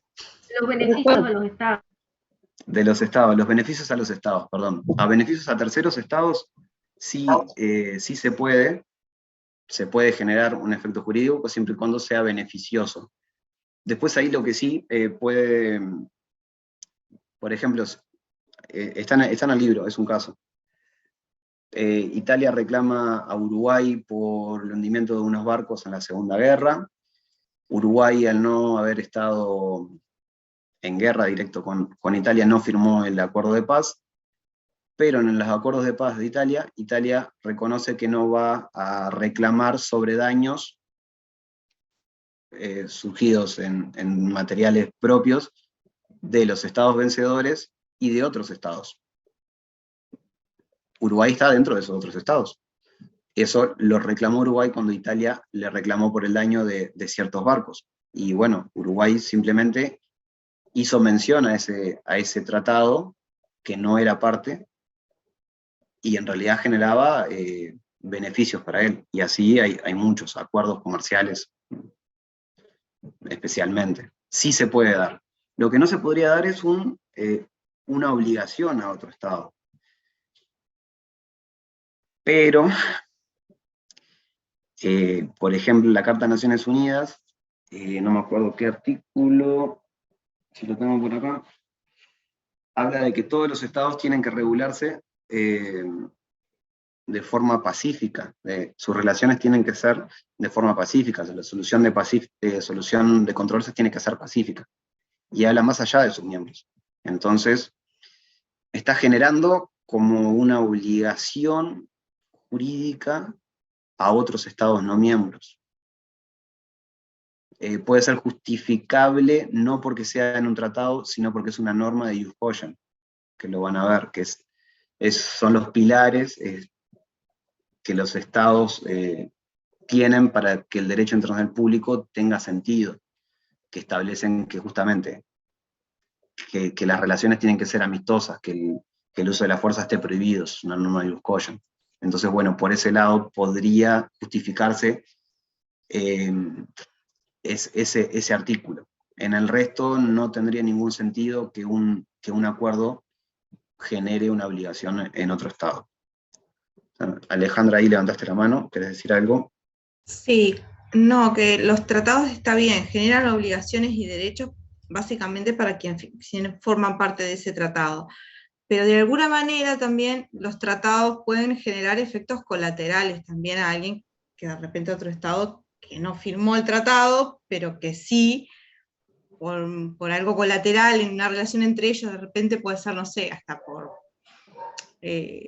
rebote. Ahora creo que un poco pasa ahora si Uruguay termina haciendo firmando un tratado con China, y qué pasaría con efectos colaterales que de repente, aunque no participe, lo va a sufrir, sí o no, y me parece que un poco va por ahí, que no tienen derechos y obligaciones, pero que creo que puede pasar que afecte de alguna manera a alguien que no participó.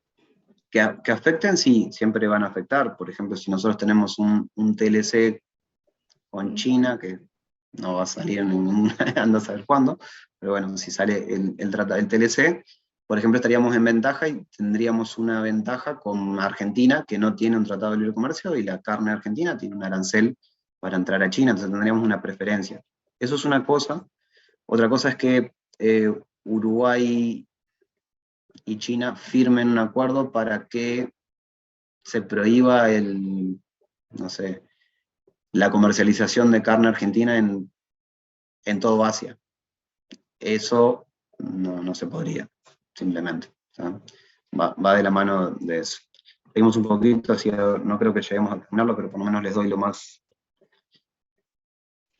importante para que lo tengan. La cláusula de nación más favorecida, justamente esto es entre dos acuerdos, esto es bastante... La cláusula de la nación más favorecida, en realidad, más o menos, imagino que más lo deben manejar, es que los estados, cuando hacen hacen un tratado, acuerdan ya de antemano que las condiciones que están firmando van a ser las más positivas de acá en adelante. Si Brasil y Argentina firman un tratado de que el arancel en tal producto es 10%, y después en unos años Brasil firma que de ese producto el arancel con Uruguay va a ser un 5%, automáticamente el arancel entre Argentina y Brasil va a ser un 5%. Se da normalmente en estos temas así arancelarios o de acuerdos de nacionalidad, de facilitación de domicilio, facilitación de títulos universitarios, culturales, ese tipo de cosas. Se trata de que como que es una cláusula automática que te va facilitando llegar al acuerdo más beneficioso. Puede ser bilateral o unilateral, bilateral si ambos se comprometen, o unilateral si solo Brasil se compromete a Argentina en ese caso, de bajarle los aranceles, de mejorarle las condiciones, y no al revés. ¿Tá? Positivo o negativo, positivo hablamos de que siempre va a ser la misma condición para el que le consiga a otro Estado, y negativo, es decir, le doy no por lo menos eso, no mejor si por lo menos le doy lo que le di a otro. Si le di un 10 al otro, bueno, por lo menos a vos te doy un 10. No lo mejoro, pero te lo igualo al próximo que haga. Vamos a dar nulidad y terminación de los tratados. Son dos términos distintos. Terminación es cuando se termina el tratado, que puede ser los estados partes, los miembros, deciden terminarlo. ¿Qué pasa cuando terminas un tratado? Bueno, de acá en más no se generan efectos jurídicos, los efectos jurídicos terminan en ese momento, a diferencia de la nulidad. Cuando un tratado se entiende nulo, de acá en adelante no va a tener esos efectos jurídicos, pero además se intenta, se hace, que se trata de llegar a de llevar a la normalidad, es decir, a lo que hubiera pasado si no hubiera existido ese tratado. Se trata de recomponer la situación anterior. ¿Tá? Se intentan eliminar todos los efectos. ¿Tá? Puede ser restitución, o lo que sea, se va a ver eso después en responsabilidad. Pero la idea es que cuando se termina, es de acá en adelante, se terminan los efectos jurídicos, y cuando se declara nulo, no solo de acá en adelante, sino que lo anterior también, con ciertas excepciones. Si se declara nulo contra una norma ius cogens que es posterior a la firma del tratado, lo que fue antes sigue, no se declara nulo. Sí se declara nulo desde que se estaría violando esa nueva norma ius cogens, que no existía hasta que momentos posteriores a la firma del tratado. Conceptos de terminación extrínsecas y extrínsecas, lo vemos ahora. Intrínsecas están dentro del tratado, están contempladas en el tratado, las formas de terminar, y extrínsecas son externas al tratado. Acá vemos. Se los doy rápido para poder terminar, después si tienen alguna duda me preguntan. Derecho de denuncia, cada Estado tiene la posibilidad de denunciar el tratado. Esto puede estar contemplado en el tratado mismo, o puede no estar contemplado, pero si se entiende que los Estados, en ese conjunto en ese compendio de tratado, anexos, preámbulos, se entiende que si los Estados pretendían establecer que puede existir la denuncia, los Estados pueden hacer esa denuncia, y decir, bueno, de acá en más terminamos el tratado, no va a generar más efectos jurídicos. Después puede ser algo importante, cambio fundamental de las circunstancias. Esto tiene 5 ítems que se tienen que dar para considerar, para terminar un tratado, justificándolo por cambio fundamental de las circunstancias. Primero tiene que ser de carácter fundamental, que ponga en riesgo la supervivencia de un Estado. No puede ser que se devaluó un peso el dólar. No, tiene que ser algo sustancial para la continuidad del Estado. Tiene que ser imprevisto, es decir, los Estados cuando firmaron ese tratado no se podían ni imaginar que eso iba a suceder. Firmaron un tratado de límites, bueno, de límites no, en este caso no porque está exento de límites, un tratado de una concesión de algo, y vino un volcán, erupcionó, hubo un terremoto, desapareció ese terreno, ya no se puede ceder. Imprevisto total, se termina el tratado porque ya no hay ni siquiera fundamentación física para hacerlo. Después, base esencial de consentimiento, lo que significa es que los Estados consideraron ese elemento, sin ese hecho no hubieran tomado la decisión de realizar ese tratado. Entonces, no es que, ¿cómo decirlo?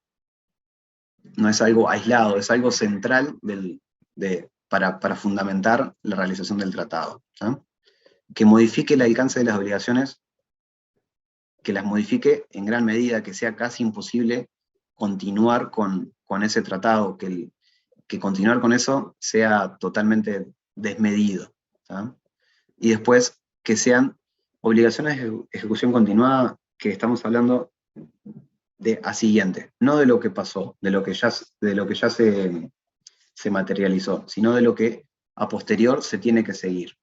Tenemos que seguir con un acuerdo de comercio de ovejas, pero tuvimos una peste y ya no hay ovejas. No, entonces no se puede. Lo que ya hubo, lo que ya se comercializó, lo que está en el frigorífico, por decir algo, eso se sigue acordando y sigue, pero a posteriori no tenemos ovejas. No podemos seguir. ¿Ah?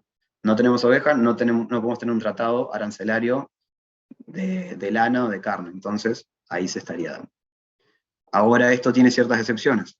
Tratado de límites, no se acepta esto por más que cambie el cauce natural de un río, aparezca una isla, lo que sea, no se puede invocar este cambio fundamental de las circunstancias. Y otra excepción importante es que el cambio fundamental de las circunstancias surja de una violación del que lo alega.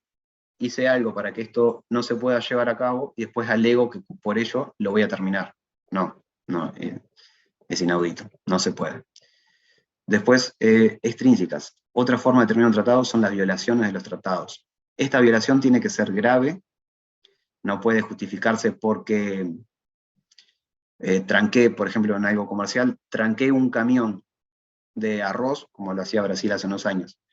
Entonces, terminamos el Mercosur. No, tiene que ser algo sostenido, importante, grave. Tranqué el comercio internacional entre los dos países, como lo hizo Argentina. Ahí, bueno, sí, Uruguay puede alegar y terminar un tratado de comercio con Argentina, porque es algo fundamental, es grande y gigante. Lo que no significa que el Estado uruguayo esté obligado a reclamar que se termine el tratado. Es una opción. Cuando otro Estado viola un tratado, una violación grave, el otro Estado dañado puede recurrir a ese Estado, puede suspender el tratado, puede decidir terminarlo, puede decidir, no es la palabra, perdón, puede intentar terminarlo, reclamar terminarlo, o puede reclamar que se restituya la situación, que se indemnice por el cierto daño. ¿Tá? No es que porque se viole el tratado sí o sí se va a terminar el tratado, ¿tá? Es una opción. Después, algo puntual, en tratados multilaterales existe algo que se llama acción colectiva y acción individual. Cuando es una acción colectiva, Uruguay viola un acuerdo del Mercosur, los otros 3 estados deciden tomar una acción colectiva y pueden decidir suspender suspender a Uruguay, pueden decidir terminar el tratado entre ellos o entre ellos y el Estado uruguayo. Es decir, pueden terminarlo totalmente o rescindir el tratado al Estado infractor. ¿Sí? Eso cuando es una acción colectiva. Si es una acción individual, Uruguay viola cierta norma, Argentina se perjudica, lo único que puede hacer Argentina no es terminar el Estado, sino suspender el acuerdo entre Uruguay y Argentina, pero continúa con el resto. ¿Sí? En un caso, bueno, de una violación de un tratado bilateral, puede reclamar que se termine el tratado. ¿Sí? Después, bueno, en posibilidad física, en extrínseca es justamente eso. Si acordamos que te voy a ceder cierto territorio, pero ese territorio se hundió, se creció la marea, ya no existe, hay una imposibilidad física. Disenso es cuando las partes en el tratado deciden terminarlo por simple conveniencia. ¿Sí?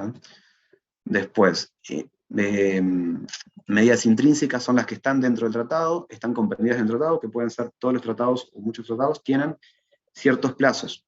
A cierto plazo, cada parte puede decidir terminar el tratado o salirse del tratado con cierta anticipación. Por ejemplo, la Unión Europea, el Reino Unido decidió salirse, planteó los plazos que eran necesarios y se salió. ¿Ah? Eso es lo más normal en un tratado, normalmente para tratados comerciales.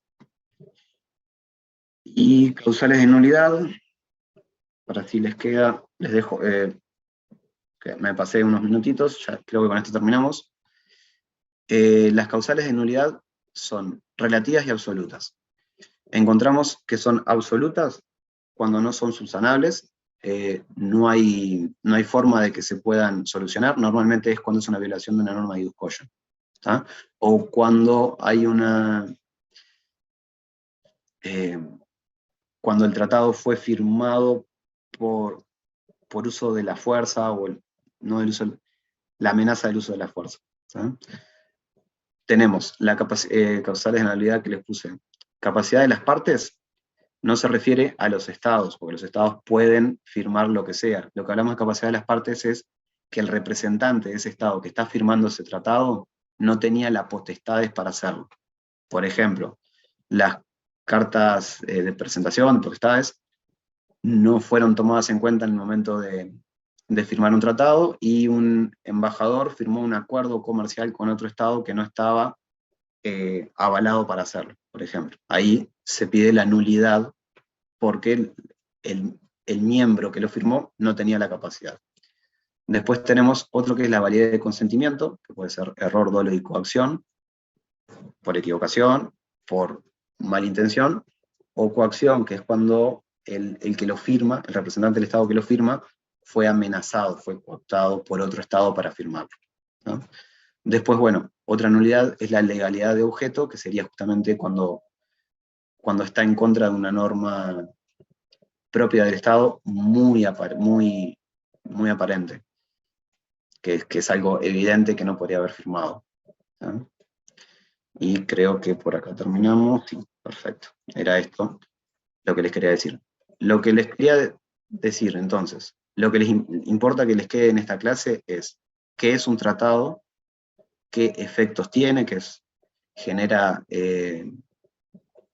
jurisprudencia, obligatoriedad en los estados, las etapas de los tratados, eso es importante que lo recuerden.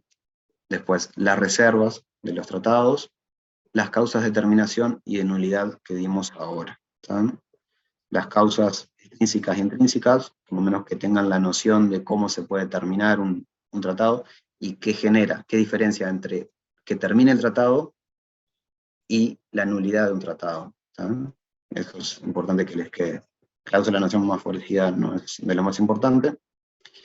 La interpretación de los tratados, que no es solo lo que dice el tratado, sino los otros elementos que hay ahí, ¿tá? Y con eso terminamos, y no sé si tienen alguna pregunta me dicen. Profesor, yo tengo una pregunta sobre el trabajo. ¿Se tiene que subir por cada integrante si es en grupo o no, un solo? Por grupo, sí.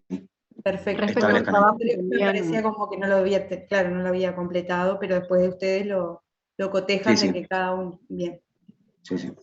Genial. Quería consultar respecto al trabajo, porque en primera instancia se nos había dicho que lo teníamos que subir antes de la clase.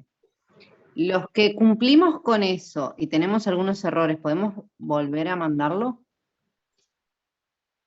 Sí, aclaralo, sí, lo vas a hacer. Poneme en la primera hoja, ya lo mandé. Claro, porque en realidad la próxima nos había dicho que lo mandáramos antes de la clase, entonces ahora, obviamente, algún error tenemos. No pasa nada.